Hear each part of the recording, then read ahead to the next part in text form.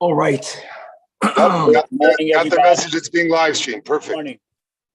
Good morning. Good morning. There was an echo over here. Everyone can hear? Yes, fine. Okay.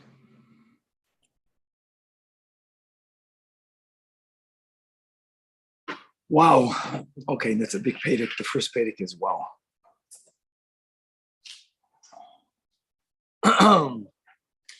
Good morning. With the help of Hashem, we are learning today's 3 Perakim Rambam, Hilchei Shabbos, Perakim Vav, Zayin, and Ches, beginning with Pedic Vav. Chevra, Pedic Vav is the chapter in which the Rambam tells us all of the halachas regarding Amir La'akum, that which we may or may not tell a goy or benefit from the work that a goy does for us, even if we didn't ask him to do it, but he did it for us.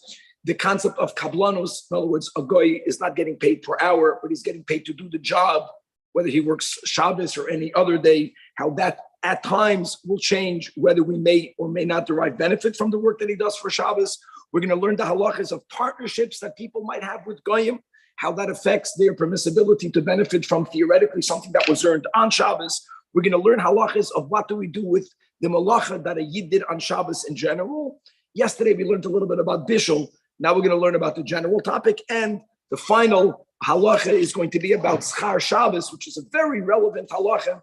In other words, can you pay someone to do work for you on Shabbos? And the concept of havla'ah, even if they get paid per hour and they did work for you on Shabbos, if they also work for you during the week, like people have a help in the house, and they work on Shabbos and they get paid per hour, as long as they did not work only on Shabbos, that will be permitted. Chevre, let us start. Pedic Vav has 25 halachas, starting with halacha al. Pedic Vav halacha al.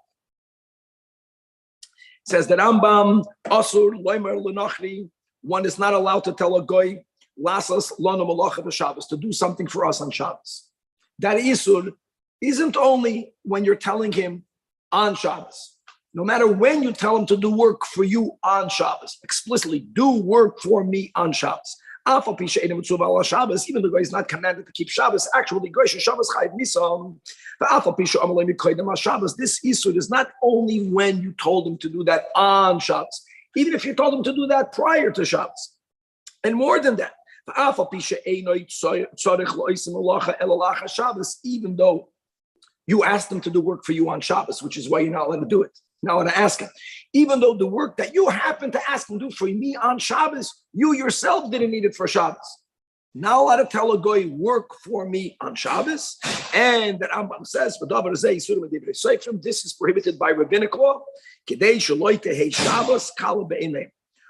malacha, for work on Shabbos not to become something that Yidden take lightly. Now, if I can tell a goy, then it's not that serious, and that might lead, God forbid, for me, the Jew, doing the malacha myself. We already spoke out that we have actually throughout the Rishonim 3 different reasons. You have some who opine that this is also Medivrei Kabbalah, which means from the times of the prophets, from the David David. Anything that's also Medivrei Seifrim is less asur than something that's also Medivrei Nevi'im. Rambam doesn't paskin that way. There's also the Rashi that famously says that having a goy do something for you on Shabbos is asur because of shlichus. And even though ein shlichus la'akum, because we learn shlichus and kedushin from Truma, gam atem ma'atem b'nei bris, af shluchachem b'nei bris. Nevertheless, yesh shlichus la'akum l'chumra.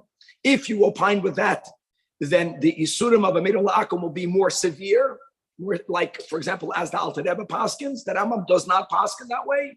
He holds that it's an isur midrabanan. There's a lot of lamdas to speak about it, but let's move on. Halacha base. So halacha aleph tells us you may not ask him to do it. What happens if you did not ask him at all? He did it on his own. Here it depends. If he did it for the Jew, even though you did not make that request of him, you may not derive benefit. Number 1, not until Matzah Shabbos. And adding on to that, the Yamtim very similar to what we learned a bit yesterday when it comes to Bishul. In other words, if the malacha that he did took 10 minutes, even though you didn't ask him, since he did it for you, the Isur continues, even if it's not Bitam Shlichus. All right? And not only may you not derive benefit on Shabbos, but 10 minutes whatever time that it took to do, you have to add after Shabbos, and this will prevent from you ever asking Havim, because you're not benefiting at all from asking for him to do it on Shabbos. Anyways, you're going to have to wait that amount of time after Shabbos. However, when may you derive benefit after that which he did was not known to the public. Known to the public means that everyone knows it was done for the Yid. Okay, and as we'll learn later, clearly, for example, when it comes to anything related to construction, since that building is known to belong to a Jew, if people live in that city, then you may never have hana from the work that a guy did. When are we lenient? Because people don't know that he did it for you. Now, another din, on the other hand, if you didn't ask him, that's the ikad. And number two, he did it primarily for himself, then you are allowed to, I don't want to say the word piggyback. You can benefit. He did it already. You can even derive benefit on Shabbos. For example, for example, Goy lit a candle. He turned on the lights for himself. Just appreciate, there is a big difference between turning on the lights and turning off the lights. Because when he turned off the lights, he did not create the darkness. He just took away the light. Here, when he put on the light, it's more problematic. He did something. That thing which he did is here, but he did it for himself. Since he did it for himself, a Yid can derive benefit. Guys, you didn't ask him. And he did it for himself. The image for Yisrael, but if he lit it for the Jew, even though the Jew did not ask of him, this whole idea of asking the remez, there's a very small window where that makes a difference. We give it to Klalim. If he did it for you, it's Asa. So the Rambam gives examples. Asa, Kevesh, Lated, Boim, and Asvina. If a ship dock, now guys, just other dinim, you are allowed to be on a ship on Shabbos, if most of the passengers are going. If the ship is coming from outside the Tchum, you can't get off the ship, but it's coming. That ships were supposed to dock Friday afternoon. It got delayed a little bit. When Shabbos came in, it was ready within the Tchum. Let's go with that. Let's go with that. But you have to get off the ship. Well, then they would build, or they would assemble this plank that people would use to get off the ship. That plank, it may not be made. It's a malach. It's binyan, even if it's adai. So what happens if a guy built a plank for him to descend from the ship? He did it for him. You can get off it. Then Yered Acher Yisrael. But if it was put up for the Jew, then the Jew may not get off. He may not use it. Another example. If he filled up a trench for him to feed his own animals, to give animals drink. Mashka Achrab Yisrael. We're not going into the Geneva aspect. He gave permission. We're just speaking about the Shabbos aspect. The image for Yisrael. But if he did it for the Yid, Aser. Similarly, Likeit Asavim. What's the malacha of filling up a trench of water? No, what's the malacha filling up a trench of water? Let's go. Maybe carrying. Maybe the water is, maybe the trench is earth, and therefore it's connected to Zoideya. Whenever there was a malach involved, the point is if there's a malach.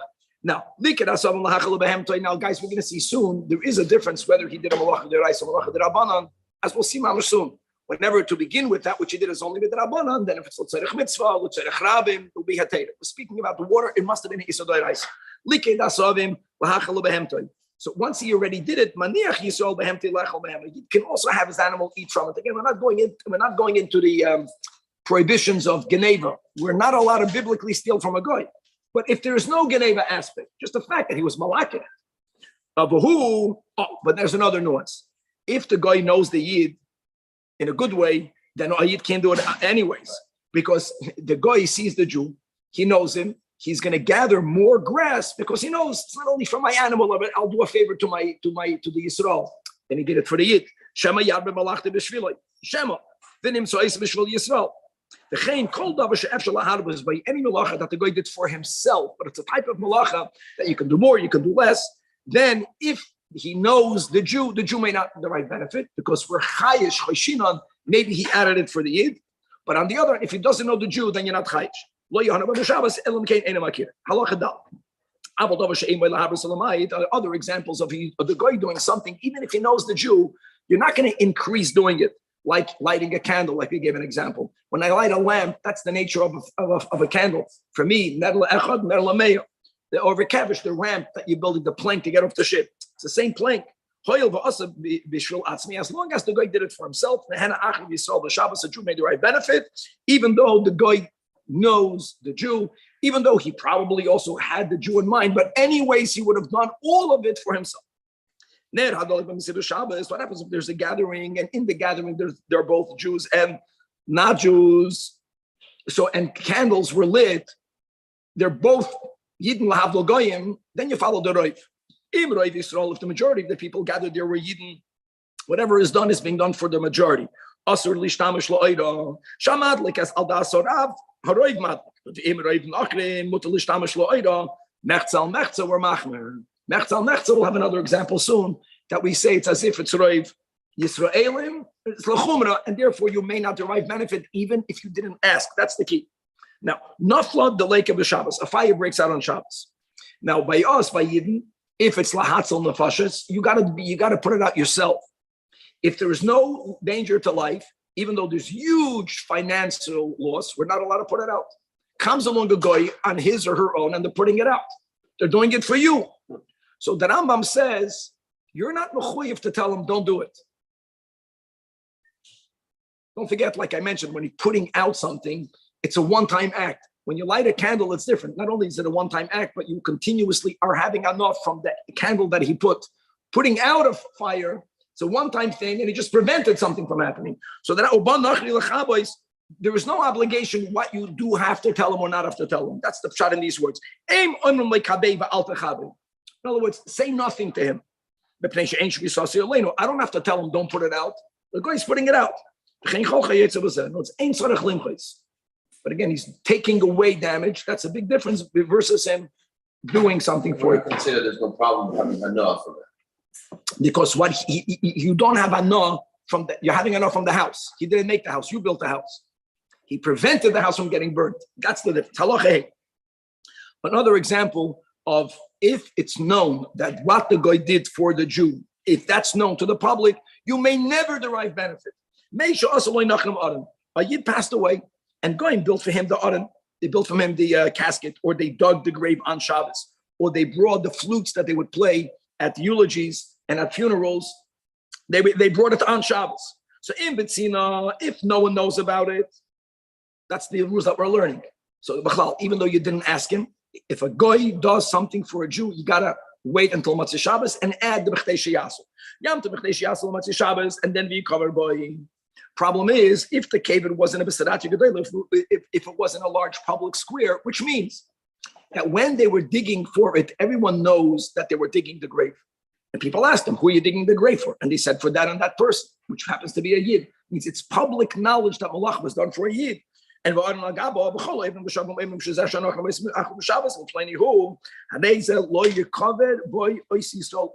this Yid for whom this was done may never be buried here. However, another Jew could, providing that you waited because it wasn't done for the other Jew. Those of Goyim are doing construction in your house on Shabbos, the other Jew can move in there. Why not? Because you may never have enough from it. Samach is smiling. Nachri, he's already thinking about up's neighbor. I see a juicy house over there. Nachri shehevi chalil b'Shabbos lameis. Now, it was common that they would play the flutes by the funerals, which is just to know, it's very uplifting when you sing a nice melody.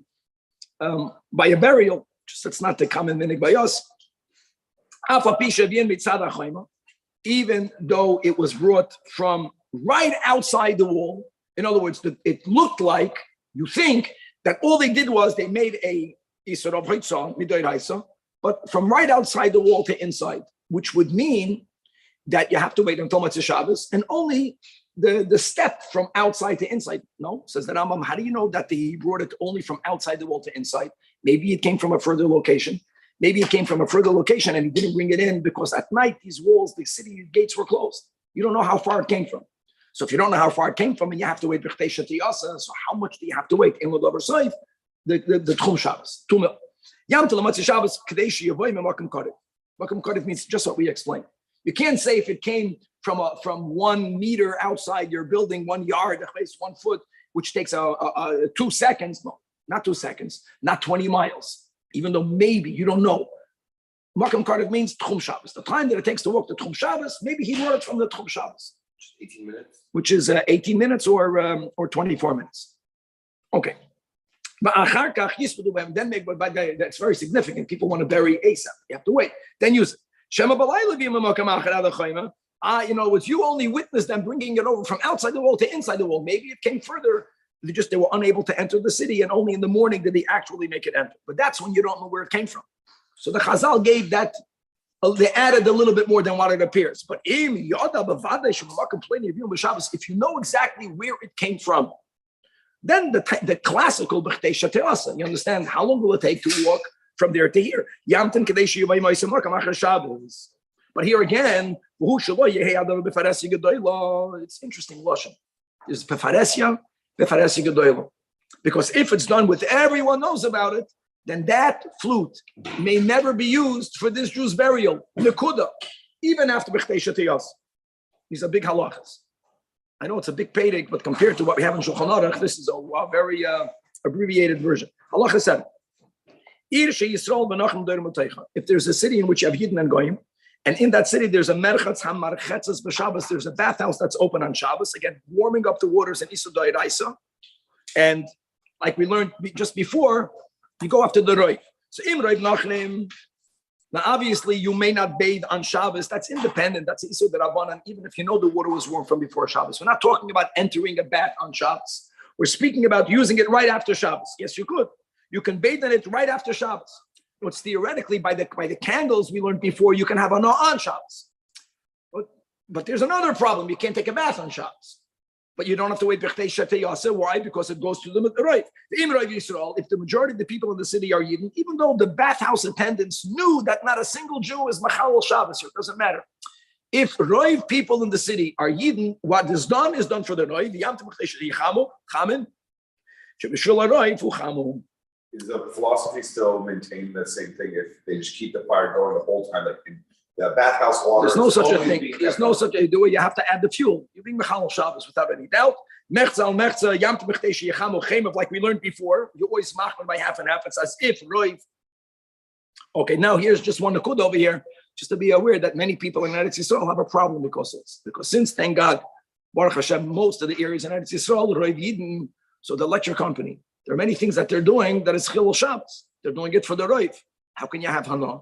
So the people that are matin because government, it's also nefashos. You can't have a country running without having electricity. It's going to bring people to danger. But there are certain Truma communities that they have generators, and then because they say it's made for Roiv Yisrael. Okay, halacha ches. Yisrael she'amar lenachri lasis leimalachazu b'Shabbos. If a yid tells a guy, do something for me on Shabbos, and we just said that's the Isur D'Rabbanan. What happens post facto? Do we say, like many times by Bishul, you did something wrong, you can't have Hana, not over here. If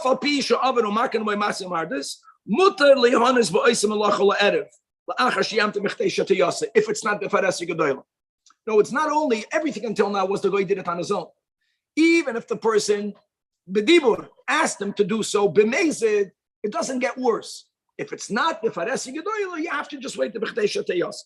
Why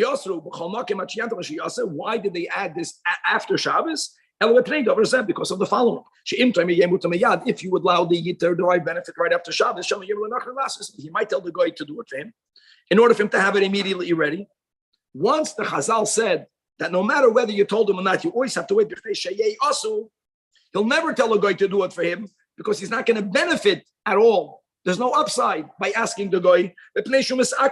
Anyways, he'll have to wait after Shabbos. So you might as well ask him to do it after Shabbos. Now, of course, there are certain scenarios where you are chayish, the guy is not going to be available. But still, al reif tadabed, the b'chtei shetiyasa really is a great preventative tool of having Yidden asking guy to do malacha for them on Shabbos. What's the difference? When do we say b'chtei shetiyasa? When do we say asher doyla? Befaresi gedoyla. Befaresi gedoyla. That's why I'm saying that when it comes to building, that's called Befaresi Gedoyla. If people know that the building belongs to a Jew, and if it's done in a city where people live, if you're having a property being built in the middle of nowhere, then there's no such an issur. If it's done by kablanos, as we'll learn later. But if it's done in a place, anytime people know work was done for a Jew on Shabbos, Nakuda, if everyone knows about it, that Yid may never have Hana. Halacha. Now, everything until now was when it comes to a guy doing something that's D'Oraisa. But davar she'ein malacha, ve'ein asur lasim Shabbos alam shum shvus, and it's even if it's asur on a level of midrabanan. The word shvus is a word that's used exclusively to isurei derabanan on Shabbos, because they know that part of Shabbos is to rest on Shabbos. So Yom Menucha, and Melacha takes away that Menucha. We already explained that's why the Rambam doesn't say that Amira La'akum is asur mitam shlichus, because even if you say that shlichus La'akum L'chumra, it did not take away the Menucha of the Yid. So many activities are going to take away your Menucha, or they might make you work on Shabbos. So the Chachamim says, don't even do that, to make sure that you'll rest at Shavuos. So if something is only asur midrabanan, you are allowed to tell it. You have to appreciate the way that Rambam approaches it, even though really it's not always. But it doesn't say that it's asur unless there's a heter of l'tzoyrech mitzvah, l'tzoyrech rabim. No, he begins. You're allowed to tell it to him, but you have to add something. There has to be a mixas choyli. There has to be a tzorech harbe or a tzorech mitzvah. For example, Ketzan, please climb up the tree. Guys, climbing up a tree is asur midrabanan. Asur lishtamish be'ilim. Swimming across a lake, not a swimming pool, a lake, a body of water that has no rim around it. It's asur midrabanan. You might build a raft. So you can tell a guy, go up the tree. Not a remes, befedish on Shabbos, or swim across the water. I need to bring me the shofar. Obviously, we're speaking about a scenario where the transporting part of it is not a biblical violation. Or bring me a knife for a meal. Or bring it michatzel l'chatzel she'ein b'neim eruv. In other words, it's not reshus harabim, reshus hayachid, but you're violating carrying midrabanan.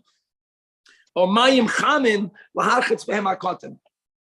Or even a person that's mitzta'ir. That's called choylik tzas. Mitzta'ir means he's not even a choylik she'ein by sakana. There's a mechush, but you ask him to do something, you are allowed to do it. So what? That's a shus. Very good. No. In other words, no. It's a young thing. It's not muktzah. But even on Yom Tov, I'm not allowed to swim in a lake. The shaper is across the lake. Yeah. Halacha yidal. All the Sfardim see swim? No. It's swim in a lake. That's why I made an emphasis. We also pass in that way. The Alter Rebbe writes, you're only not allowed to swim if you have these real fancy swimming pools where there's no rim around it. He writes you can swim in a barrel. So we pass him that any swimming pool that has a ledge, even though our minig is not to swim, but there's no issur to swim. The issur to swim is in a body of water that's similar to a lake or the ocean, in which you go from the earth into the water without a ledge. It's called an infinity. Infinity pool has no edge. Infinity pool is infinitely asur to swim because you're going to build a raft, of course. Pshita, okay, halacha yudal. That's what it is. If you buy a house in Eretz Yisrael, you are allowed to tell a guy on Shabbos to write a document, because since Amir Lenachni is only asur midrabanan, and that's the mitzvah of Yishuv Eretz Yisrael, like Gozru b'davar zeh. Even if you buy a house in Syria, which is kibush yachid, we don't have time to explain that, but it doesn't have kedusha as much as Eretz Yisrael, but it's a mitzvah enough. Also, shesuri Eretz Yisrael l'davar atkan amir la'akum. Very clear. Now, in other words, you are not allowed to say, there's two din and people confused. I may not tell the guy even on Friday if I'm telling him explicitly, do that malacha for me on Shabbos. Number two, even if I told him not a peep, not a word, if he did something for me, I cannot have anah until Matzah Shabbos b'chtei sheyas. Two different dinim leading to the same thing.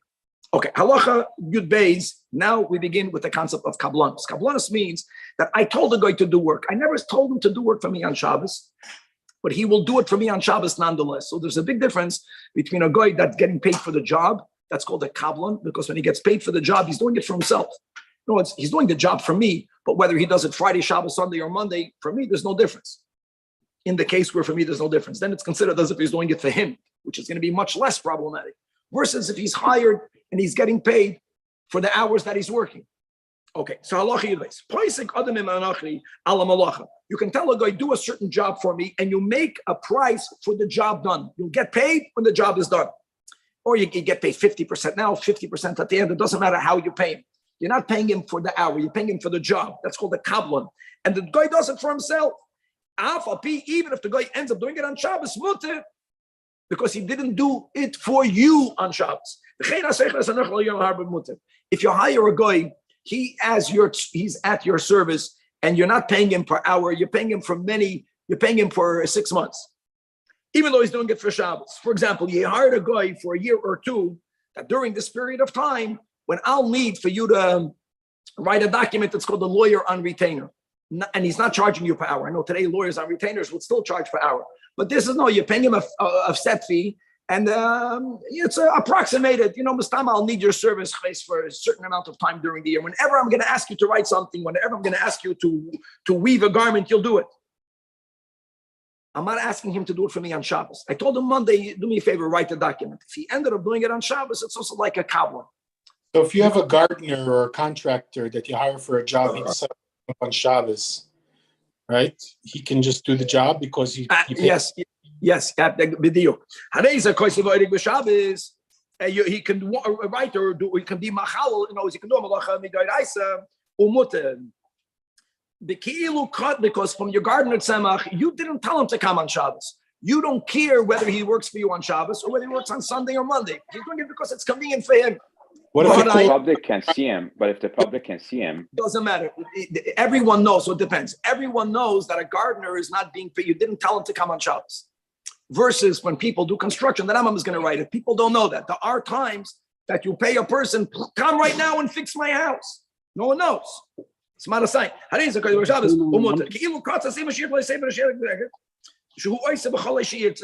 as if you paid him for a job.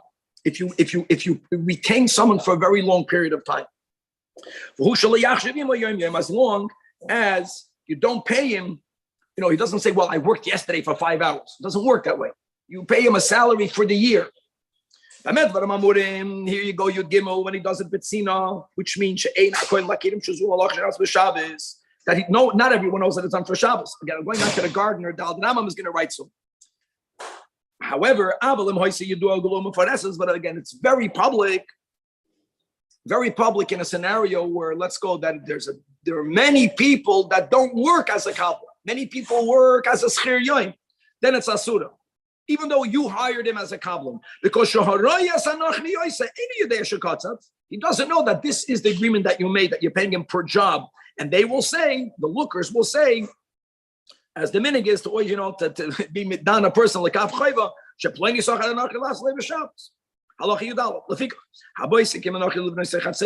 what's called public? Real estate is always public. Yeah, I tell a guy, build me my chutzner, build me my wall, harvest my field. Whether you paid him for the job, whether you retained him for a very long period of time. So really, theoretically, everything is going to be okay. But since he's doing something that everyone is noticing, so if he's doing malacha in the city, Medina doesn't mean the Medina, it means the city, or even if it's outside the living part of the city, but it's within the Tchum Shabbos, which means people that's spatzir on Shabbos, they walk until the Tchum. Also, you may not let them do it for you. So unlike putting out the fire, you don't have to tell them stop putting it out. Here, if you see them doing it, you got to tell them stop. But if it's outside, people don't see. Really, it's not also because you are paying them for a job. Really, it's because you paid them for you have to work for me, and I'm paying you a yearly salary. Because no Jews will notice it.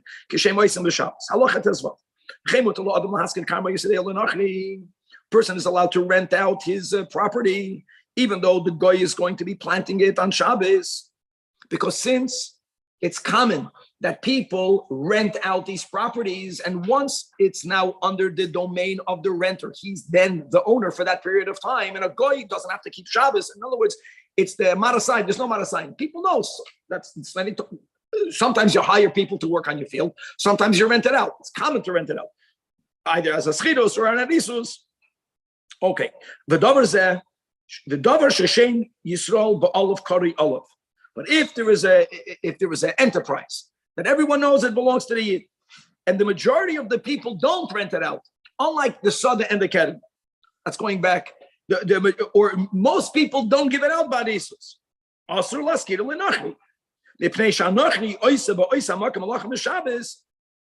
Because he's going to do malach on Shabbos. People are going to associate that work to the owner. Marasai, and you may not do it. You are allowed to lend out or borrow your utensils to a guy, even though he's going to use it on Shabbos. I can lend my car to Tony, even if he's going to drive it on Shabbos. Unlike, in contrast, the greatest example we learned yesterday, Neder Shabbos. What are you talking about? You have your lamp, your candle, it's burning on Shabbos. Who cares? In contrast to your animals and your slaves, also, yes, mitzudim al shvisas behema be'emet. Okay, Halacha Yud Zayin begins partnerships with Goy. Either this before owning, you're speaking about doing business. That means that you are investing money to buy schayra, or you have a store, it's the merchandise bought, and you're going to sell it. So if from the outset, you made the following stipulation, all of the profits that come on Shabbos is going to go to you, the Goy partner. But in order for me to be compensated, all of the profits of Monday, any other day, will go to the Yid. If that stipulation was made from the outset. So when he's working on Shabbos, he's only working for him. When is he working for you? On Monday. Monday he can work for you. Then it's fine. It's one day me, one day you. Making sure the day of Shabbos, all of the schars for the Goy, then it's allowed. We don't say that the Nachri is like a shliach of the Yid on Shabbos, because no, he's working that day only for himself. But if no such stipulation was made, then you got a problem. Because even though you did not go into work, but since the agreement was you guys are partners in everything, so when he worked for Shabbos, who is he working for? For him and for you. That's the beginning of the Pedic. So what you do is you have to estimate all of the schar that came on Shabbos goes to the Goy. And from the other 6 days, you divide 50-50. You don't get now to say Shabbos you Sunday. It has to be done from the outset. Only if you made the stipulation prior to the work being done.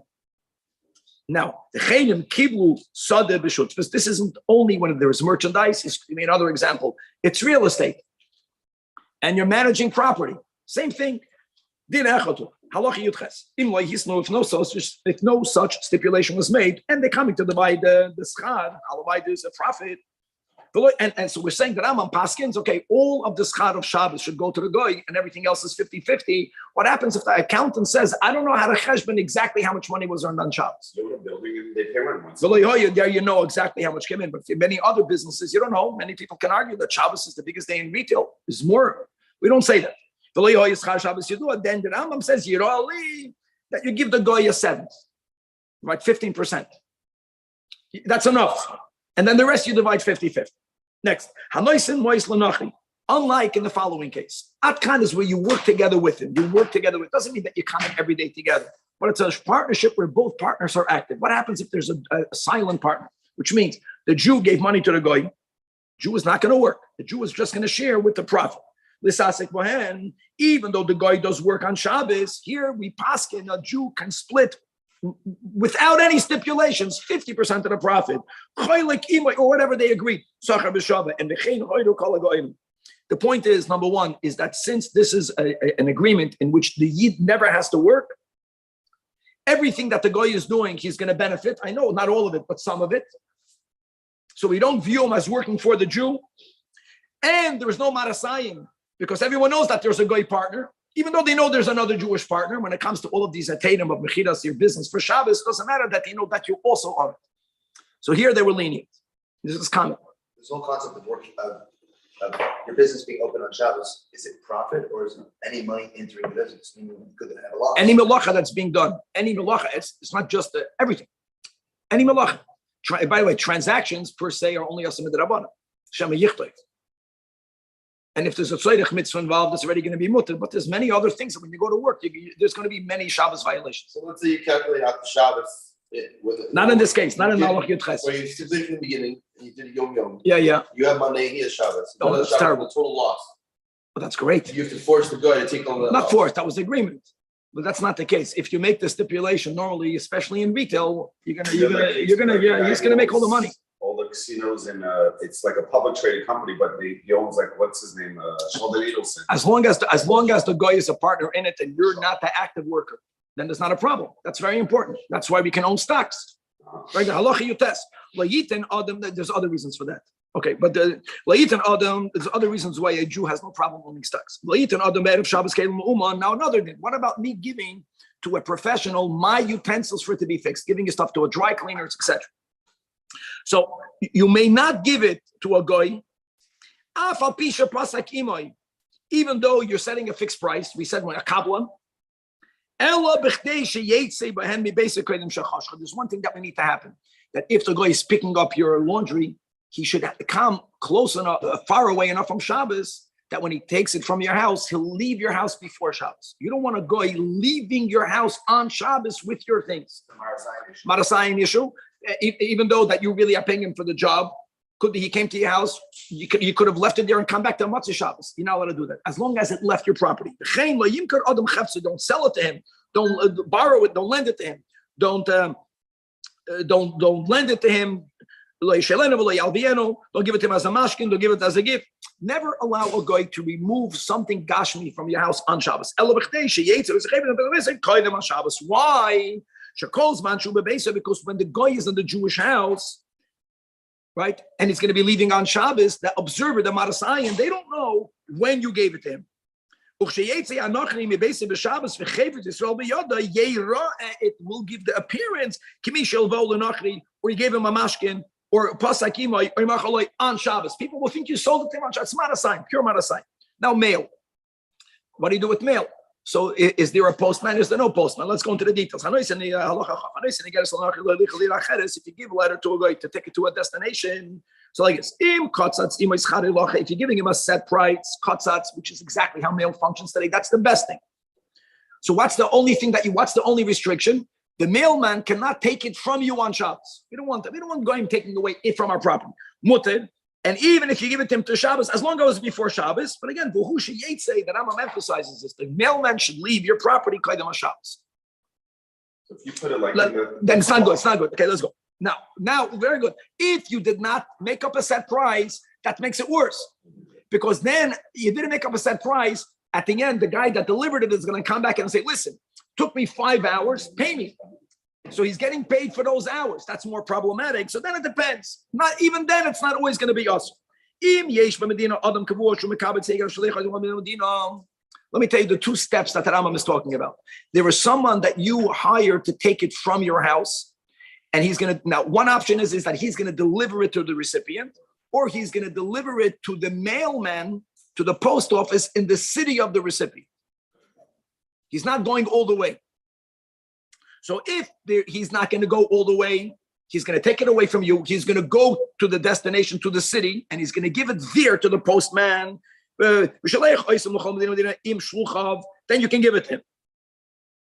Okay? But when can you give it to him? As long as there is enough time for him to reach the city's destination before dark. Because then, now, if he decided to kratz, let's say it's going from here to a city that's a 3-hour travel outside the Tchum. I don't want him to be Machal the Chum for me. Fine. If he left my house early enough that he could have reached the post office before, the post office was already in the city. It means if mail came to a city prior to Shabbos, then no violation happened over there. It didn't go beyond the Tchum. You understand? Then no problem.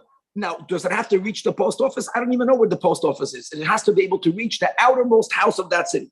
Maybe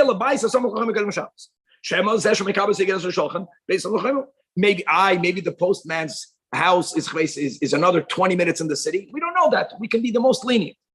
But if the guy who took it from my house is not going to deliver it to a post office in the recipient city, if he's going to actually deliver it to the recipient, then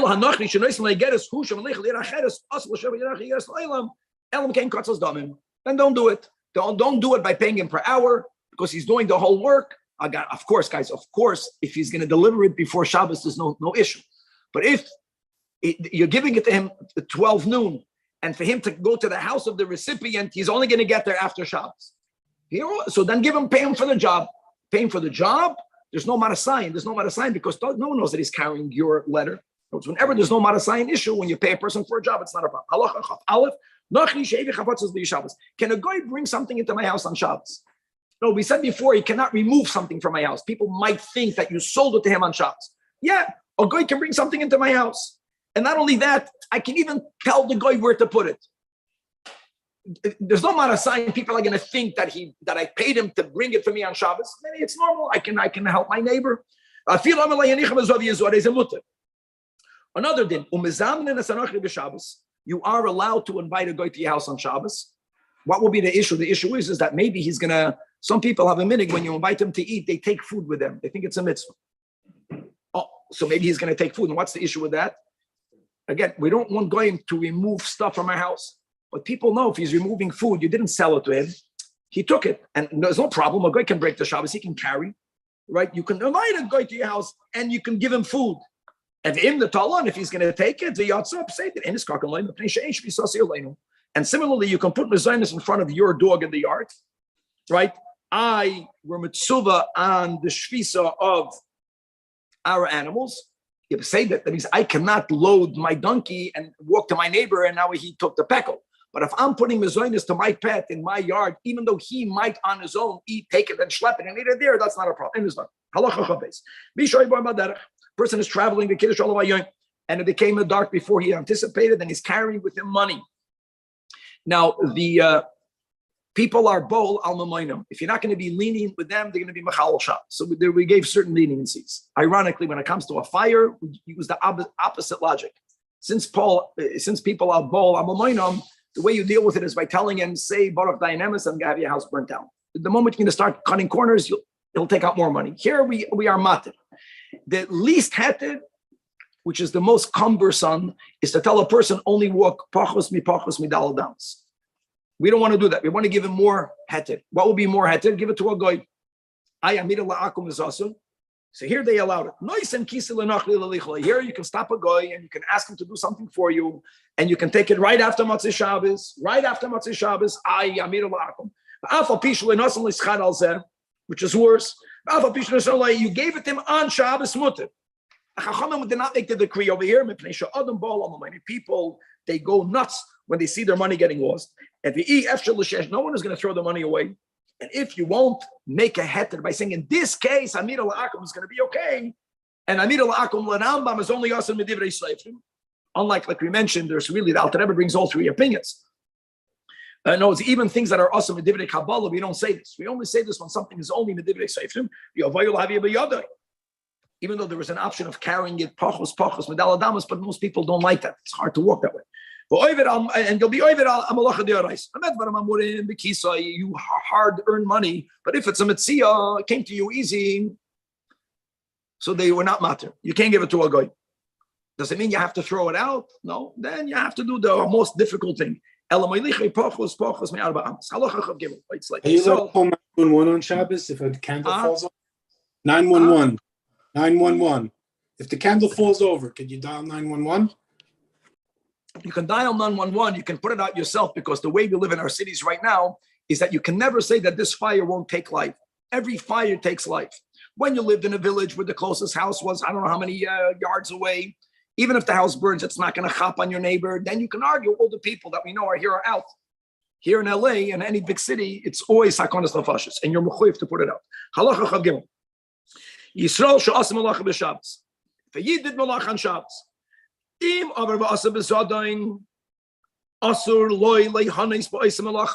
that Jew may never derive benefit. And all of the other Yidden are allowed to derive benefit not on Shabbos, but right after Shabbos. We don't say the B'chtei Shechiyos. Shenemar, as it says, the Parshas Kisisa, Ushmartem es Shabbos ki kodeshi, which means it is holy. But the Ma'aseh Shabbos, which was done by Isur, doesn't become kodesh in a way that it's asur al kol ha'olim. Ketzad, for example, and even by cooking, Yisrael should be Shabbos Shabbos Mameisid. Right, we have 3 machlokes tanoim here. This is complicated in him. If a Yid cooked on Shabbos, B'meizid, on Matzah Shabbos, other people can eat it because the Yid cooked it for himself. But he, that is B'meizid. If he cooked it b'shoigeg, he didn't know today is Shabbos, he didn't know he can't cook on Shabbos, then on Matzah Shabbos, everyone can eat it. Bein hu bein achedim miyad. On Shabbos, no one can eat it. That's a very simple way of paskening. Halacha chav dal. Peidat sheyatzu chutz l'tchum. Something was taken outside the Tchum and was brought back. So what do you do? A malacha was done. What did we say? That on Shabbos you can't do it. Here, b'shoige you can even eat it on Shabbos. That's called malacha gerua. Because hoitzah is unique that you didn't do a malacha to the thing itself. You didn't change it, which is the normal way you define a malacha. But if it was done b'mezid, then lo yeyachlu ad motzei Shabbos. Here also, we don't say that that if you did it for you, you can never eat it. We're always more lenient by hoitzah. And the final halacha chafei, this is called schar Shabbos. I want you to know, guys, that we're very lenient by schar Shabbos. But we're learning the Rambam. Very clear. Based on everything that we learned, if you have a person that's coming to your house and they're doing work for you on Shabbos, now, of course, if they're doing something that does not involve the malacha, right, there's one issue. One issue is they can't do a malacha for you. But the very fact that they're working for you and you're paying them, that in itself is a problem. Now we got a problem. So how do you have a maid? So the vart will be that you can only pay them if they're getting paid. Pay me for 20 hours.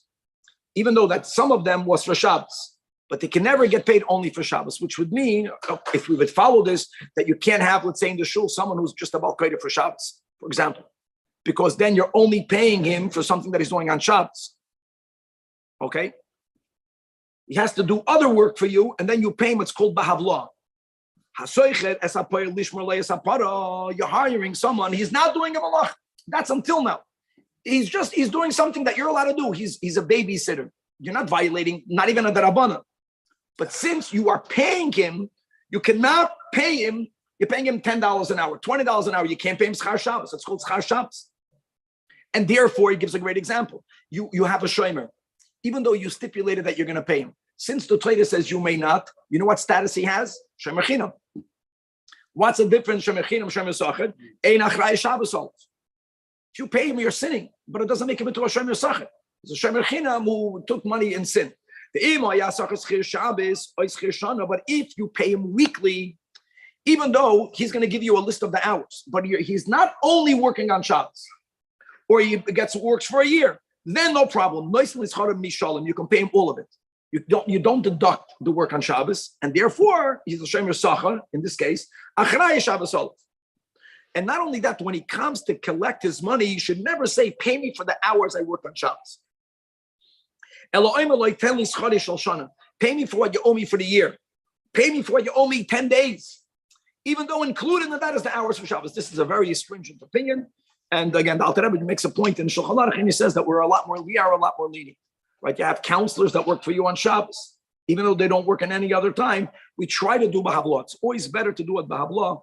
But let's go right there. Peidik Zayin, guys, we have 45 minutes, which will be enough because not as small as yesterday, but Peidik Zayin only has 9 halachas. Bashgacha Pratis, Klal Gadol in Shabbos, in the Sechta Shabbos is Peidik Shvi. That's where you have the Mishnah Daf Ayin Gimel, the Lamates Malachas. Punkt worked out that the Rambam put the Lamates Malachas in the 7th chapter. We're going to learn the Lamates Malachas, and we're going to learn how do we define an Av versus a Tulda.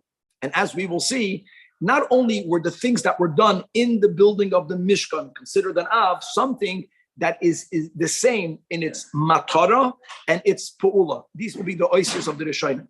If it's both the same intent and it's the same act, it's going to be called an Av. And any other activity that was not done b'malachas hamishkan, and it's only similar because it has either the same matara or the same pu'ula, that's the way you define it. That's called a tulda. That will be the 7th chapter. So let's go. Peidik Zayin halacha aleph. Finally, we got it. When we're speaking about the biblical violations, if God forbid b'hasra, right, or be'edim skila, or if it was done b'mezid and God knows, then the person, God forbid, is chayv kares. Or for which you're chayv a carbon chatzas, if your person did it b'shgaga. So some of them are avos and some of them are tuldas. Some of them are primary categories, some of them are their derivatives, and we'll see why do we have to divide them such, even though they are both asur midoiraisa. The Rambam will explain it in this chapter. Uminyan kol avos malachos. This fits with the Rambam, who's always counting everything, is arboim chasan achas. It's 40 minus 1, the Elohim. Istam, if you have time, open up a Mishnah in Klal Gadol and see how much the Rambam changes. First of all, just beginning, people remember, the Mishnah says, Hazoireya v'hachoyresh. which by the way doesn't make sense because first you plow, then you plant. I know that. But there's a reason why the Mishnah is mesadered that way. The Rambam is speaking hacharisha. Not only is there the seder different, but the Rambam is always speaking about the act, plowing. In the Mishnah, Rabbeinu HaKadosh writes the one who does the plowing. Also, there's not only, this is not the only change, but there's a series of nuance shinoim in the seder of the Lamates, and everything is meduyik. B'chlal, the way Chazal organized the Lamates Malachas is first to speak about Sidura de Pas. In the building of the Lachas HaMishkan, bread was not baked. It was baked in the context of Karbanos, which, by the way, sometimes could be done on Shabbos. In Lachas HaMishkan, they would prepare dyes. And for that, they needed to plant and to plow and ultimately to cook. Nevertheless, the Chachamim understood that when they record the 11 malachas that are needed to be mevashal the samamanim, they put it in the context of preparing bread. So the first 11 is Sidura de Pas, work that people do to ingest. Hasidus has a lot of it. There's mamale, and then there's going to be garments, which is the soiviv and the bias. Let's go. Hacharisha, I'm going to read it in English, or let's read it in Lashon HaKodesh. It's important. I'll read it in Lashon HaKodesh, but it's everyone should know every single one. Hacharisha, Bahazriya, Batzira, V'ho'imur. Oi, don't think that when your bowl of apples fall in your kitchen and you gather them, you're chayv. It's not so pashut. You have to know how to define each one. Gathering produce, the gedule karka, and according to many of the shayim, only the makam gedul asan, bahadisha, bahaziriya, that's called winnowing, habireda, right, separating, batchina, grinding, barakada, sifting, bahalisha, and kneading, v'ho'afiyah. That's 11. And now we're going from what goes inside the person. We're going to go now to steps that are done to make levushim, and they are geziza, right, shearing, bahalibun, bahaniputs, batzriya, batvia, basiya sanirin, bahanasachas masecha. The Mishnah reverses these two in the seder. V'ho'ariga, bahabetzia, bahakishira, bahatrada, batvira, bakriya. For the we don't have enough time to touch everyone. It's important now for people to really know what every word means. I know when it comes to the making of garments, if you're not going to see a model of these machines, it's going to be hard to chop what he's talking about. But today online, you can find beautiful illustrations. So that's the 13 for clothing. So we had 11, Sidura de Pas. Then we go from that into garments. So we have another, where are we up to? So 13 and 11 is up to 24. Then we're going to go to building. Makev HaKarev, Makev HaRachik. Alpi Chasidus, it's mamash, it's milmat olamai, the avoid of the weakest in the world. So we're going into these categories. Habinyan, Vastira, now we're going to go into trapping animals. In other words, it's all stuff that you do out there. And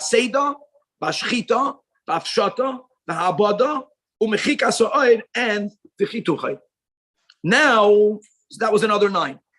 So we have 24, and 9 is 33, and now the final 6. So ksiva, mechika, sirtut, v'havara, right, kindling a flame, v'chiboy, v'hayitzah, merishus l'rishus, us to 39. It says that halacha base, kol elam halachas. Now, the point that Rambam wants to make is many people think, now these were chosen, even though afiyah taka was not done in the context of malachas hamishkan, that's the exception. Bishul was done, but afiyah and bishul and many other similar malachas won't be av and tulda. There are many other malachas that will be in the category of av. Kol elu malachas and v'chol shuhu me'enyanam. Minyanam means any other activity that is done with the same intent and it's the exact same act. Matara pu'ula. That's going to be avis malachas. For example, he gives a great example. Plowing. Okay, digging. If you're digging in order to plant a seed, so you didn't plow, it's called an av. Making a furrow, not the way they did it when they plowed. That's called an av. Shekol achas ve'achas mehen is an act of chafira b'karka, and it's also, you have to add, if it's done with the intent of planting. The ingen echatu. By the way, if you didn't do it with that intent, it's also going to be asan midoi raisa, but that's going to be a tolda. If it's only the same act or only the same intent, then it's called a tolda. But the Rambam wants to point out that 39, there are really many, many other avois. Anyone that's planting a seed. So zriya, the Mishnah hazreya, planting. What about if you're not planting a seed? If you're planting a tree, that's also an av. It's not a tolda. Even though in the Melechas HaMishkan, they didn't plant trees, but it's the same act. It's the same, you understand? You're putting something in the ground for something else to grow out. Or you're Mavrechi Lanes, or Markiv, or Zoimer, even pruning. Pruning is called a planting. Because when you're doing it for the purpose of making the tree grow more. Because the inyan echatu, shekol achas mehen, not only is it the same pu'ula, but it's also for the same matara.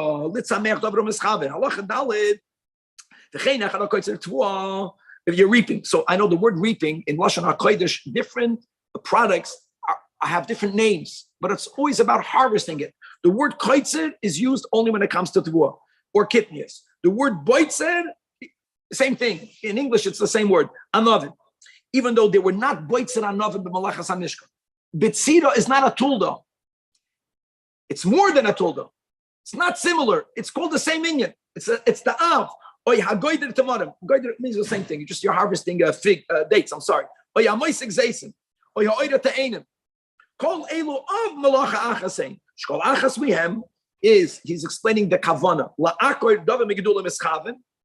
And the fact that it's the same pu'ula is the Rambam doesn't even have to explain. It's a fact. What's called a tulda? Now we got it. Once you have these words, anything that is similar only in matara or only in pu'ula, that's called a tulda. It's doime. It's only similar. It resembles. It's not me'inyanan, not the zalba ingen, but it's similar. For example, if you have a vegetable. Now the grinding, you should know, that was done in the B'malachas HaMishkan. They took something that was completely unusable as it was, completely unusable, and they made it usable. If you have a vegetable that's already edible, you're choosing to knock it and to cut it into little pieces. So it's considered, you're doing it for the same matara, but it's not considered the same pu'ula. So already that because of that. Chayiv, and it's included in the category of toichen, but it's not toichen. It's a tool of toichen. Shazu amalach is toil des tchina. How is that? Which is exactly what you did.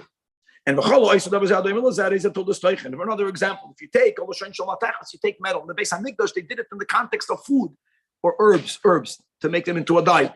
Here you're taking something that's metal. It's not edible. You're grinding it up, not to eat it. So it's not the same intent. Yeah, the av of Teichen is with a food product. That has to be not only a fruit product. The av of Teichen has to be something that prior to your tchina, it's inedible, and now you made it edible. That's called the av. So metal, as long as you're eating. And you're grinding it up. You're making it into a powder metal. People that work with metals, they do that. Fine, it's a told of tchina.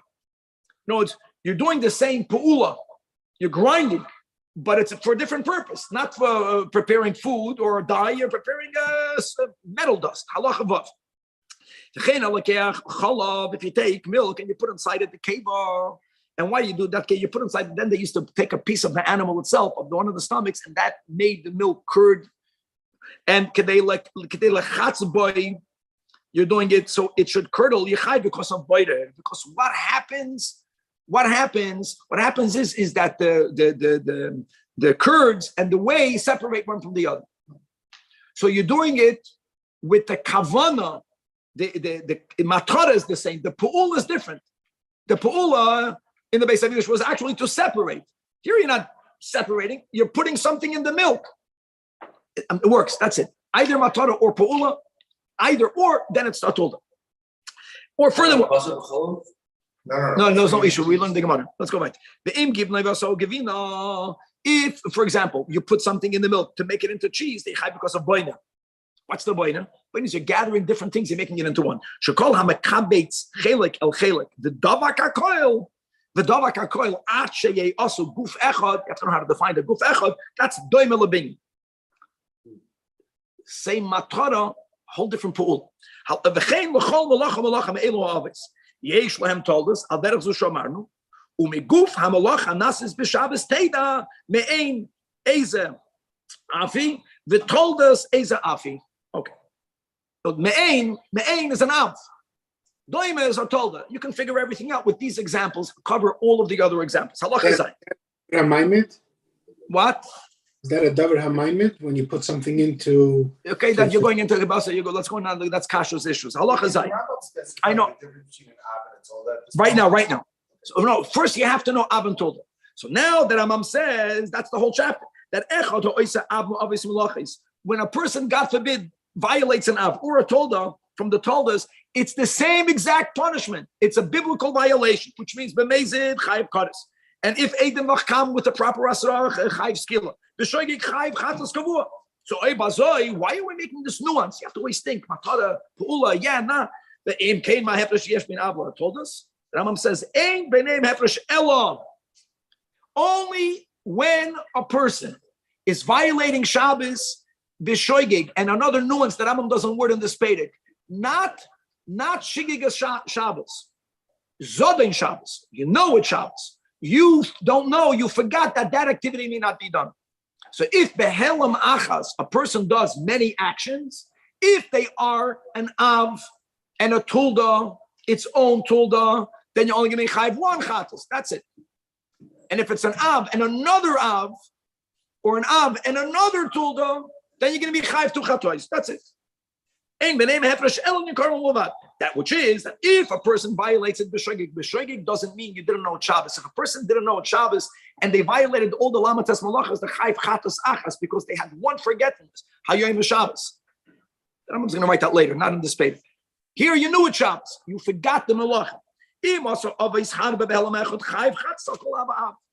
imasa av and its own tulda behelamechad, you only chayv one chatos. Halacha, for example.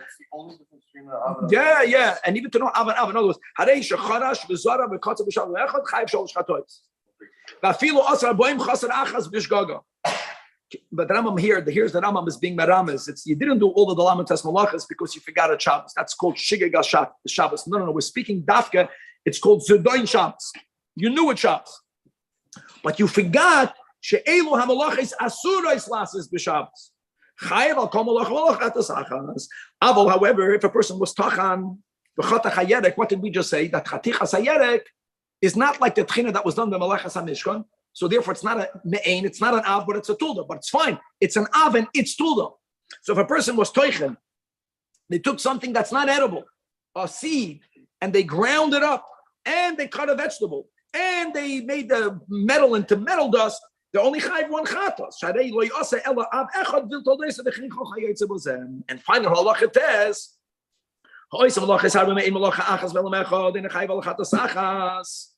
so not only av and tulda, he wants to like av and av. Then we said that there's an av and its tulda, and then there's something called an av of its type. You also only chayv one chatos. For example, harei shazara, planting a seed, and you planted a seed of a tree, which is called netiyah, and you did a graft, and you did a hivrich. Hivrich is you take a branch and you stick it into the ground. These are all not tulda. This is the av. Over here, kid.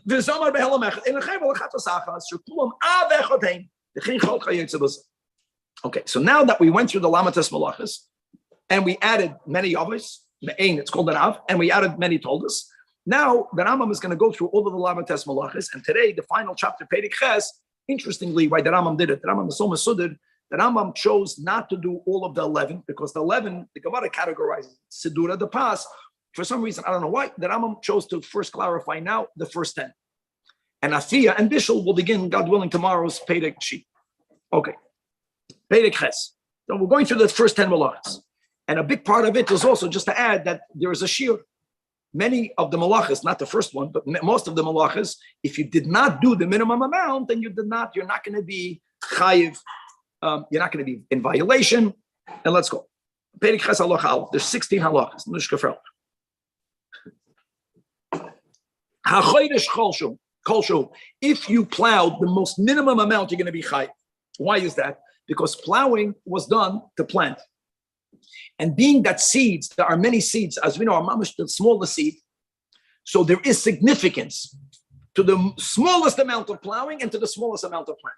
That will be an exception where there isn't, if you didn't do kigregeres, which will be the general rule, as we'll see soon, but then you're chayiv. And therefore, hamenakesh be'ikare ilin, you're your weeding is a tool, right? Because you're doing it for things to grow. The matara is the same, but it's not the same pa'ula. Harisha is making a hole in the ground, and here you're weeding the ground. That's a great example. So the same thing here also. If the Av doesn't have a minimum share, so all of the tuldas of that Av also don't have a minimum share. Hamanakash be'ikrei lanois, or hamakarsa masavim, someone who's cutting off grasses. He's cutting off grasses because the grasses are taking the nourishment and they won't allow the other thing that you want to be better. That's also all considered plowing. Or if you are pruning the shoots, even though you're doing it liyapoy sakarka, it's very chiddush. No, you're not doing it for ziriya, but you're doing it liyapoy sakarka. That's also a told of chadish. That's called told of the chadish. And since the rule of chadisha is even kol shehu chayiv, automatically all of the toldas share the same share. There's no minimum. The smallest amount you're going to be chayiv. Mishiyasa kol shehu chayiv. Another thing, leveling the surface of a field. Or the opposite, you have a gay and you're filling it up. Interesting. All of that is called chaydish. And the rule is, by chadisha, there's no minimum share. The chol, the chen kol amash begumais, same thing. Any leveling of cavities in the ground, which is tulda the chaydish, kol shu chayiv. Halacha beis. The next one, the Rambam is going according to his order. Right, Chadisha first, not like the Mishnah, and then Zriya. Same thing by Zriya. You explain the reason why Chadisha is kolshu is because Zriya is kolshu. That's really the siba. Hazireh kolshu chayiv. So hazoyim and esoilim. So if you're pruning a tree, you're pruning the tree kadei sheyitzmach. Harezem ein zayreya. In the minimum amount, you're going to be chayiv. Aval, however, hamashke tzemachim yilanos b'Shabbos. Mashke yilanos is not Zriya. It's a told of Zriya. Why? Because it's not the same pu'ula. You know, zriya is you're touching either a seed or even pruning. Pruning, at least you're manipulating the plant itself. Putting water on something, it's in order for it to grow, but you're not. It's the same matara of pruning, but it's not the same pu'ula. So that's a tulda. Just wants to give other examples here, just to have this clarity of when do we say that it's the same activity, me'ein mamish, it's an av, or when is it a tulda? If you're soaking seeds of wheat and barley in the water, and what happens? They begin to sprout out. That's also toldoy zoireya. Why is it told us that? Because you didn't put it in the earth. And you're chayiv. How much? Kolshu. Halacha gimel. Hakoit said once you go to ktsira, in Sidura the Pas, you have to have the minimum amount. Because why are you, here we say like this, you're harvesting in order to eat. Even though I know you're planting in order to eat. But let's begin, it goes by harvesting. You're harvesting in order to eat. Any food less than the amount of a gregeres is not chashuv. So here we begin with the minimum shira. So Hakoit said, only in the amount of a gregeres, guys, means a dried fig. The Rambam is going to write, remember we learned the machlokes, what's the size of a gregeres? The Rambam is going to write this in this chapter, his shita. Gregeres is a third of an egg, if I'm not mistaken. We'll have this one. Chayiv. And the toilish is told us kaitzeru. Now we got the rules. If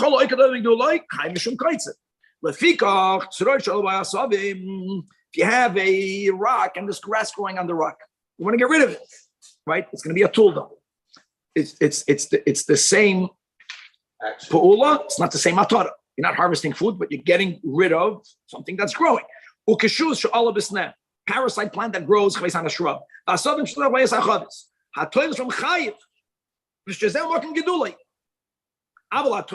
one thing, when you're toilish from a non-perforated earthenware pot, that what is in there biblically is not considered attached, even though it's in the pot, and therefore you're pater. Pater means midrabanan. It's called an act of detaching, but not on a biblical level.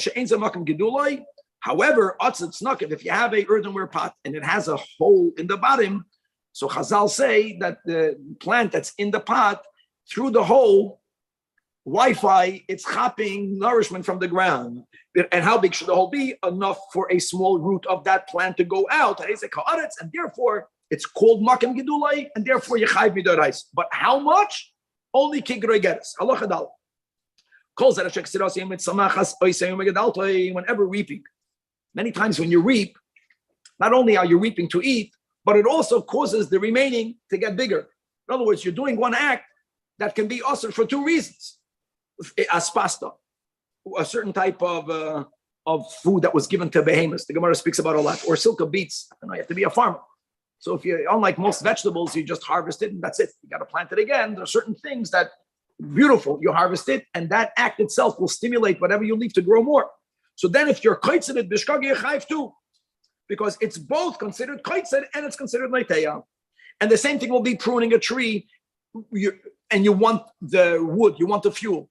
So it's koitzed, but you're also zoreya. If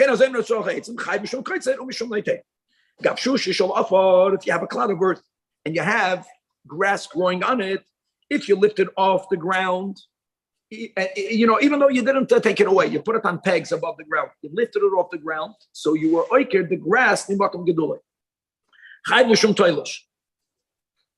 have to appreciate this. But here again, even though you're not going to eat it, the shear will remain the same. But on the other hand, if it was on the Yasedis and you put it on the ground, this is very much connected to the Atzat Snakov. In other words, it's not only when you are uprooting the product from the ground, if you are uprooting the whole gush hakarka, sometimes that's also called toilish, or also called zedeh. And now the Rambam writes the following: then what happens if you have a fruit that's on the tree and the fig is completely dried out?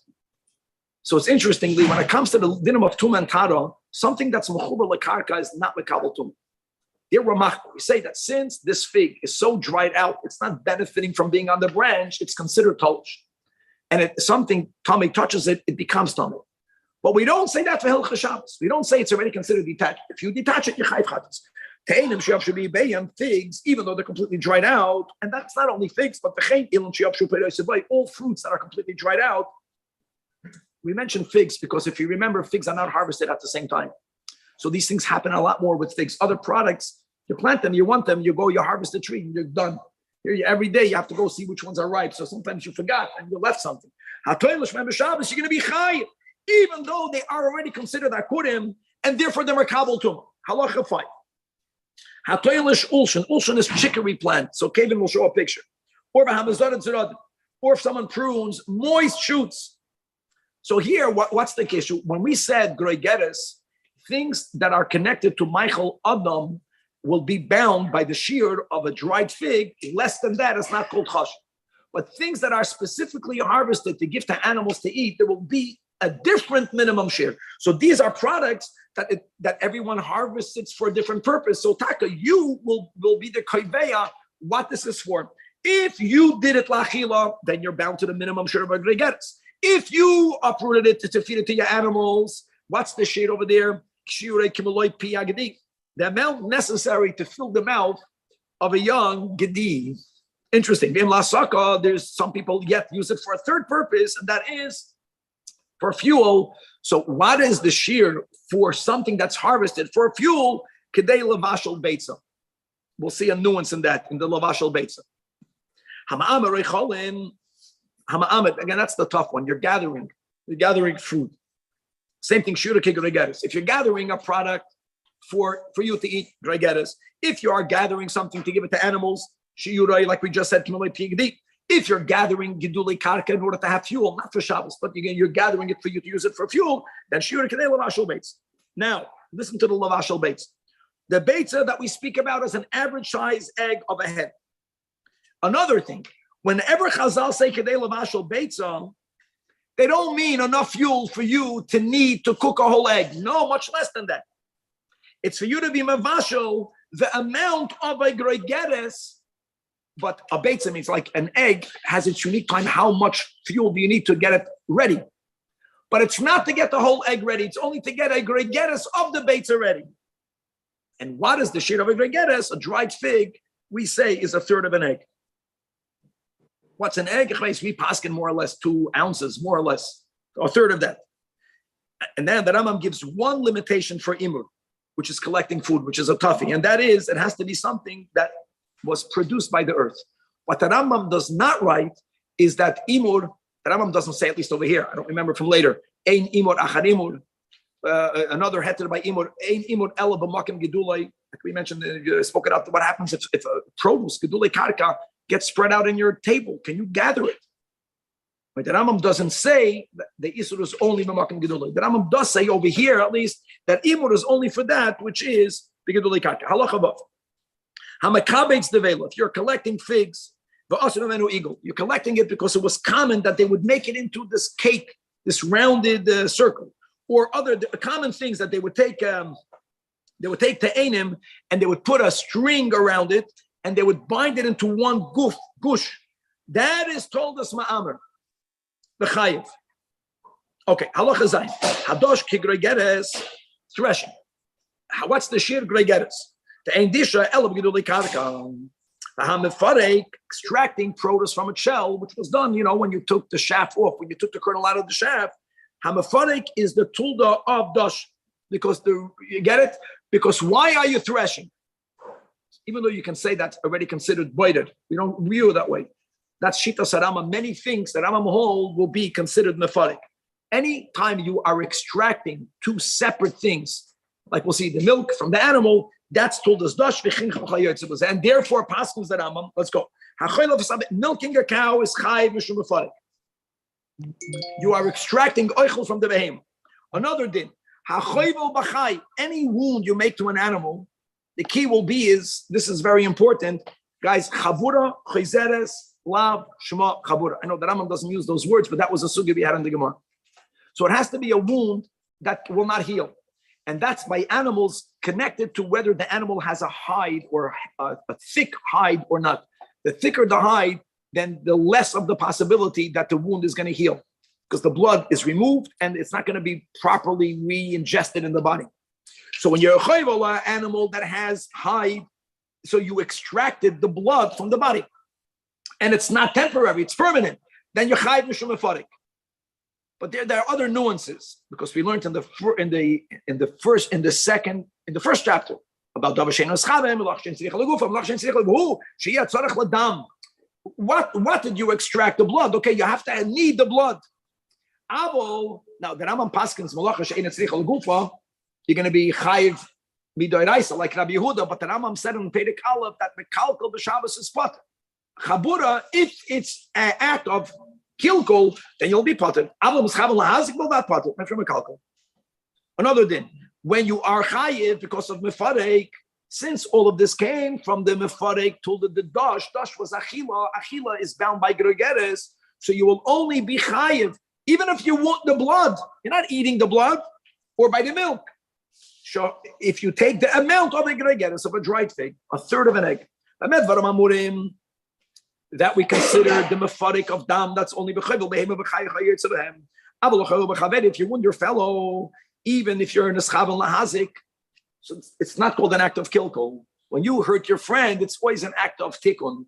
What's the tikkun? You were angry, you feel good, you were masakin yourself. The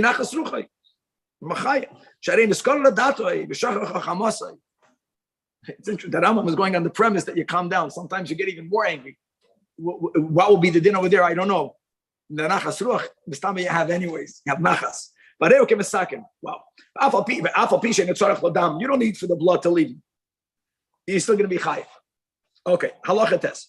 Shmoina shiratzim, those 8 shiratzim that the Torah enumerates, that they are unique by the fact that after they die, they generate tumah. They all share a commonality, which is that their skin is like hide, in the context of that if you wounded those behemalach, those creaturelach, then the blood will not fully heal, and therefore it's considered an act of mefarik. Since sheyesh lem oidas li in Shabbos, they have oidas. They have whatever they have. I mean, it's not oidas, a rat, but it's the skin is thick enough that it's like a hide, like a chaya behema and a bird. In contrast, all the other shkatzim and amasim, since halachically their skin is very thin, so therefore, if you are choivel in them, if the blood did not leave their bodies, that's the key. If the blood left their bodies, you extract it. It's not going to return. But if you just wounded them, there's a black and blue mark, you're not going to be potter, because the Rambam paskins that chabura, that's chayzeres, lav shema chabura. Okay. In the cases where you will be chayv, v'asa chabura, v'yotza dam, and even if the blood did not leave their body, that's the key. even if you see on the periphery of their bodies that there's a black and blue mark, which means that you extracted the blood within their body to the higher part of the body, you're also going to be chayiv, even though the blood did not leave, because that blood is considered completely mefarik. Halacha yud. What about squeezing paytas? Now here's the key. Mefarik is when you're separating two different things. Oichel, mei oichel is not called mefarik, not called extracting food from food. Imagine, how can you separate your mafarik? Yeah, you're cutting a piece of the steak. You're mafarik. No, you're not. Halachically, biblically, the only two fruits that we consider their juices as mashkin is grapes and olives. And on a biblical level, all other fruit juices on a biblical level are not called mashkin. So even though you squeeze them, you did not extract mashkin from oichlin. You extracted oichlin from oichlin. So as we'll see in a moment how we define peiros, chayiv shulfarik. And therefore, all of it is coming from, that's the word, of dash. All of that is connected to food. So the minimum is kegregeres. However, now later, guys, in a later chapter that Rambam is going to write, that tusim and rimoinim, since there was a substantial amount of people that would use them for their juices, midrabanan, you also made that. We're going to leave that for, I think it's in Perek Chafir, whenever the chapter is, it's not over here. Okay. Even by an oven. Even by an oven. Halachically, we consider the juices to be liquids. You know when it's considered liquids? When you squeeze it into a cup, so you are separating the liquids to be a standalone liquid. If you are squeezing it directly into food, even though the Torah considers grape juice and wine as mashkin, when it's going mei oichel, le oichel, we will also view the juices as oichel, mei oichel. Not a problem. Shamashka ba le oichel, oichelu. And therefore, but if you extract it into a utensil, then you push it, you're making bricha and you're chayv. It's amazing. Guys, you appreciate what we're learning over here. This is only the Rambam. Not everyone agrees with that. So if a person milks directly, right, the Rambam holds mefarik, you're extracting. Okay, so if you extract it directly into food, or listen, if you're yoinig directly, it's not called extracting because it's going into a body, to a person. It's amazing. It's not gathered in a keli, and therefore ain't potter. Guys, potter level also. But the point is that you're not chayv doin. Iso, the ain't chayv at sheyachlik v'teichakli. Halacha yudal. Hazoida, winnowing. By haboidik kigregeres, or separating, the same shear is also kigregeres. Don't forget, everything comes back to the lamatas malachas. That will be the rule. So the first 11, with the exception of zoideya and chaydesh, or chaydesh and zoideya, you have to have the shear of a gregeres. Mekabeitz, causing milk to curdle. What did we learn above? That was an example that Rambam gave of boider. To told of the boider, you're not be a dime about it, but the matara is separated. So therefore, again, the shear is a gregeres. If you separate dregs from the liquids, then it's a tolda the boider. You can call it a tolda of sifting. It's the same thing, b'chayiv. And the Rambam points out, remember this Gemara, that zoire, boider, and meraket, winnowing, separating, sifting, are really very similar. So why do we count them as separate avos? Because in Melechas HaMishkan, they were done in separate activities. They were done at separate locations for separate things, and therefore each one has its own number. Halacha Yud Beis. Let me just say about Bekitzer Balpeh, people are familiar with this, hopefully, that by boider, there is a type of boider that's permitted. And the mnemonic, good as simon to remember, is ayol. Ayal. What's ayol? Oichel, yad, la'alter. If you're separating the oichel from the psoilus, unlike the boider that was done, limelechas hamishkan, they separated the psoilus from the oichel. And you used your hand and not a keli. And you did it to eat it la'alter, however you define la'alter, that's going to be mutter. That will be the next series of hours. So let's go. You took the good away from the bad, what you consider bad. There were two foods, and you are choosing one of them. So if you are using the proper keli that's used, which will be the naf and the kavara yol chayev, if yad doesn't only mean your hand, if you're using something that's usually not used, which is bekanin ubetamcha, I just explained, a tray or a pot, many times you have food in a keli. The keli was not made to separate, but when you lean it to the side, the part that you want is lighter. What you don't want is heavier. The lighter will roll quicker, or the opposite. The heavier will roll quicker. You are managing to separate it by tilting the keli. It's not made for separation. That's okay. That's called yad. You did it with the shinoi. You are only if what's rolling down is what you're going to eat and patur. 1 second. That's already patur. Patur means b'chal. Anything that you do with the shinoi, you're not chayv doiraisa. Whether you're going to eat it immediately or not. And the embedded biyad lechal ma'alter. That's it. If you're doing it not only with the shinoi, you're doing it biyad la'alter, oichel yad la'alter, then muter. Halacha yud gimel. However, if you're biting the psedas muteicha oichel, if you're removing the skin of the chicken that you don't want to eat, even though you removed it with your hentalach, and right away you're going to eat the chicken underneath it. B'chayv chatos. No, you have to have all three. It has to be the oichel mehapsoilus, biyad, la'alter. The wild women, the ripping and the tearing, the ripping and the tearing. Oh, right. It's freilach. Chayiv. Haboider turmoisim etechapsel shalahem. Now, there's a certain bean called the turmus bean that needed to be cooked many, many, many times. That was the mashal. I think that Rabbi Akiva told Turnus Rufus about the Arla, that God made the world in a way where things have to be fixed. Now, the way they become sweetened, they're very bitter, is dafka because their shell, which eventually will not be eaten, when you leave them in their husk, that is why they become sweetened. So we don't view the husk of the turmus bean as psoilus. We view it as good. So when you take actually the turmus bean prior to it being cooked, is the psoilus. So if you remove the turmus and mitoicha psoilus, you're chayiv. That's the nuance chiddush. Because shapsoilus shalem, what the oilam calls the psoilus, is actually that which causes it to get sweetened. So that's now, it's the oichel, the manteca soisa. Kishe yishol ko'ima, when you really overcook it again and again and again. The nimsa kabayr absem te'chaychol nechayim. Right, how about oichel te'chayim pselos b'yad ila nichayim? Even if you did oichel te'chayim pselos, and you did it biyad, but if you are not going to be eating it la'alter, even though you will be eating it on Shabbos, you know what it means? It's as if you're storing it for the weekday and you're chayiv chatos. Now, what does la'alter mean? That's the big question. So we're going to say a couple of hours. If you prepare for your meal 2 hours before the meal, let's go with that. So the time that you are preparing for the meal, right? La'alter doesn't have to mean a second before you're eating. Like here in the kitchen, they begin preparing for the kiddush, 9:30, 10 o'clock. That's called la'alter, even though people might only eat 2-3 hours later. Here people eat right away. Baruch Hashem, people are going into the kitchen, but there's a thing about the la'alter over here. Okay, now, if you have two foods that are mixed together and you are choosing one from the other, so here there's also eichel from psoilus. That which you don't want right now for you is the psoilus. All right, you can take one as long as you're going to eat it right away. That is the eichel, and you're going to eat it. The imbedded, the nichlach asman, afilu beibayoyim.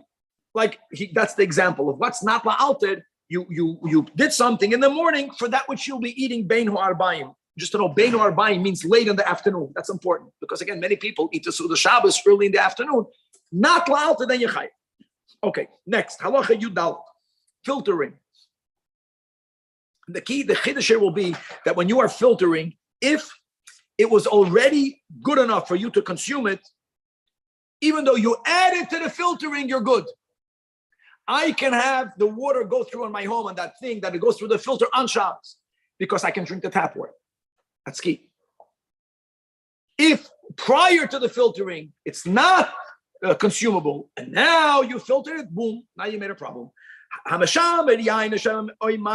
If you filtered wine or oil or water or any other liquid, and you filtered it through its utensil that's normally used for that. Don't forget, b'chlal, any melecha Shabbos done the shinoi becomes pater. But if you did it b'meshmeresh chayiv, here again the minimum shit is kigrei geres. Amol, here's the key. What happens if you have wine and it already doesn't have any dregs? The mayim is already potable. Thank you. and you're doing it bisudarim or b'chvifa mitzvahs, you're doing it through a kerchief, or you're doing it through a palm branch basket. Why are you doing it? Because you want to make it even more crystal clear. That's okay. You are allowed to do it. Mutter. Another thing. So if you have dregs and you want to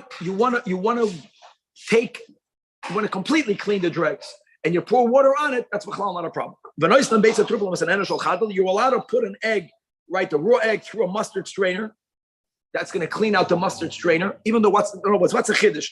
The egg is going through the strainer. So what? The egg was edible before. The egg is edible now.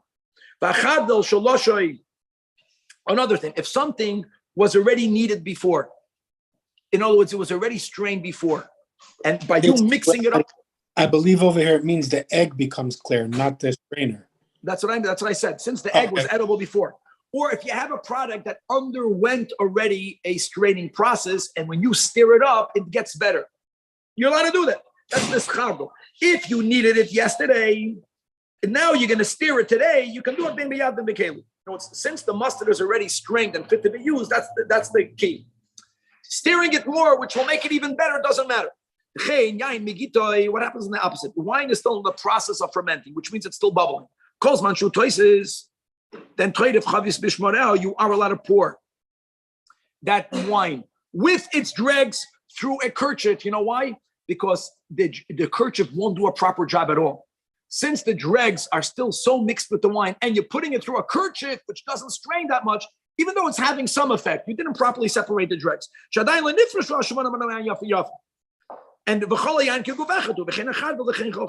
it's anything that even after you strain it through this kerchief, it's still going to remain mixed. You also can do it. Okay. Halacha tezvav. Let's go right there. If you grind, the shear again. The shear is going to get us chayv. If you crush spices, herbs in a mortar, that's toichen, and you chayv doiraisa. Yeah, chayv doiraisa. And if you cut up a vegetable that's already edible, but you're cutting it up into a little shtikalach, that's called toiches toichen. But again, the shit is groigeres. If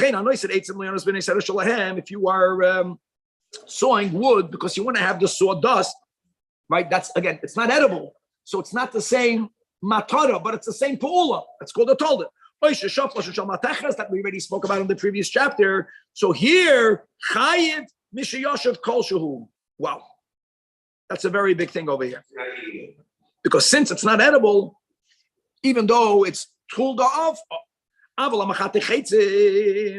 Since you're doing it for the purpose of fuel, what did we say? Fuel, the shear is, it's just to point out that Rambam doesn't always write but the Rambam said it once, sometimes he repeats it. Whenever you say lavashal beitza, it doesn't mean enough to cook the whole egg. Lavashal, a gregeres amount of that egg. The point of the egg is that it's a texture that's mavashal quick. So it's really a very small amount of fuel. Final halacha tazayin. Hamarake sifting. Here again, the minimum shade is gregeres. Halosh, kneading, ke gregeres, chayitz. Now, hamagabel, let's offer if you're making cement, that's called lush. You're kneading together. The meaning of kneading is taking two objects and making them into a gush echad. The kama sheyuroi. Now here, since the Rambam we just learned in the Hatezvav that you're not doing it for food. If you're not doing it for food, Danny, we learned that it's not bound by the gregeres. So what is it bound by? The common minimum amount of making cement. Goldsmiths would have a crucible, a keli, in which they would pour in and pour out the melted metal. And they would make a ring of earth that they would put around the opening, not to fully cover it, but to limit. So when you pour out, you can measure it more precise. That's the shear. The amount of cement that's needed to put on the mouth. I don't think they touched it correctly here in the English in the Chayenos. The opening. In other words, they would have a utensil, and then they would on the circumference, on the mouth, on the opening, they would put a ring of cement. That's the shear. Okay. A spout. They make a spout. Thank you, Tzemach. The ein gibel be'efer. B'chlal ash, there's no gibel. And you can't be megabel thick sand. You cannot be megabel bren. Why? In other words, halachically, anything that does not properly adhere to each other is not called gibel. Umitzat sheni, when things halachically are considered one, even if you can discern them, it will be gibel. That's the end of today's page. If you place sesame seeds or flax seeds in water, even though you did not mamish make them into a new look, that's chayiv of lush. Why? Because halachically we say that's the key word. Because when they get attached, even if you can see one piece of the other, one sesame seed from the other, you're chayiv mishum lush. And certain materials, even if you mix it, like ash, we know that. I know with ash, there's still it doesn't become one new mitzias, and therefore it's not a tulda of lush. Chevra gavaldik, God willing, to be continued. So we went to the first 10. Yes. Hot water going through a coffee filter on Shabbat with coffee. Hot water going through any water that is potable, thank you, as is, you're allowed to sift. The people that claimed in New York that you're not allowed to drink water, let's leave this on for a second. You're not allowed to drink water because of the bugs. If you were to go with that, then they have a huge problem. Then they were not allowed to do it with a sifter on shops. So anytime you say it's not good prior to sifting, then the sifting is significant.